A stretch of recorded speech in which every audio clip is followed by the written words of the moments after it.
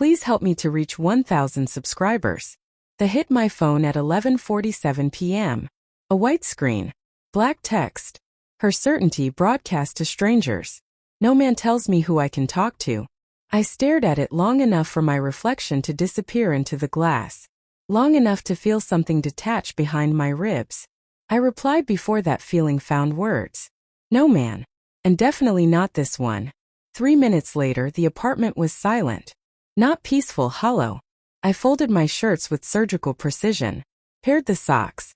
Placed my watch face down. I left the ring on the nightstand exactly where she'd see it first. Then I left.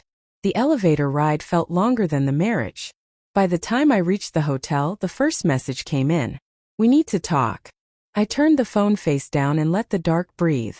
The truth is, the tweet wasn't the beginning. It was the moment she forgot I was watching. It started quietly. The way her phone tilted away from me. The way laughter stopped when I entered the room.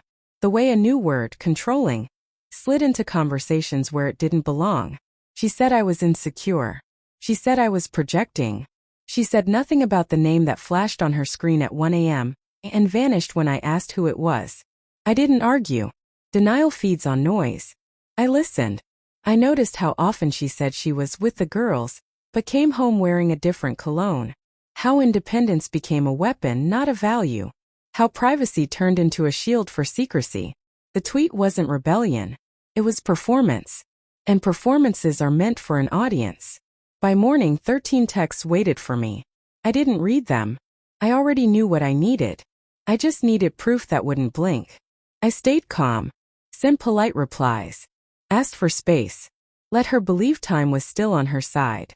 Behind the scenes, I moved carefully. Phone records. A shared tablet she forgot to log out of. Location history synced to an email she assumed I never checked. Patterns surfaced. Tuesdays. Thursdays. A parking garage 2 blocks from her office. Dinners that lasted exactly 90 minutes. I didn't confront her. I watched. I memorized timestamps. Screenshots. The way his name was saved under a woman's. Most of all, I memorized how easily she lied to my face. There was no rage. Rage clouds judgment. What I felt was colder. Cleaner. The clarity that comes when the final illusion dies. The last piece arrived quietly. A forwarded email she never meant me to see. A hotel receipt. 1 room. 1 bed. Her card. The date matched our anniversary. I printed it. Folded it once. Slipped it into my jacket. Then I went home. She was waiting, eyes red, hands shaking. The performance stripped of its audience. You disappeared, she said. That was cruel. I placed the paper on the table between us. I know, I said. I read it. Her breath caught. She didn't touch the paper. She didn't have to. I can explain, she whispered. I nodded. You won't. Silence stretched, exposing everything words had been hiding. It wasn't serious, she said. It didn't mean anything. I watched her reach for my reaction like a lifeline. I didn't give her one. You tweeted about autonomy, I said. So I respected it. That's when she broke. Apologies spilled out. Justifications followed. I stayed still. Stillness terrifies people who expect a storm. I told her I'd already filed for separation. I told her the screenshots were backed up in 3 places.